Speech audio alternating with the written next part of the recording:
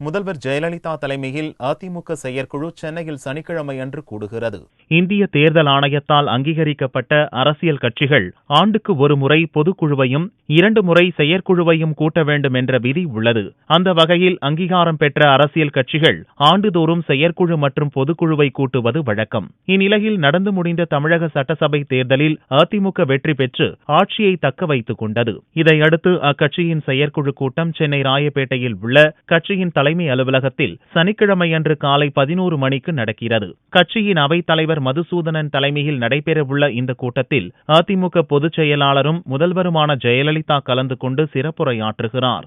கூட்டத்தில் செயற்குழு உறுப்பினர்களுடன் மாநில நிர்வாகிகள், மாவட்ட செயலாளர்கள், எம்பிக்கள், எம்எல்ஏக்களும் சிறப்பு அழைப்பாளர்களாக கலந்து கொள்கின்றனர். தமிழ்நாட்டின் முக்கிய பிரச்சினைகளை தீர்க்க நடவடிக்கை எடுக்க கோரி மத்திய அரசை வலியுறுத்தியும் வரும் உள்ளாட்சி தேர்தலில் அதிக இடங்களில் அதிமுக வெற்றி பெறுவதற்காக கட்சியினர் ஒன்றுபட்டு பாடுபடுவது என்றும் தீர்மானம் நிறைவேற்றப்படும் என்று கூறப்படுகிறது.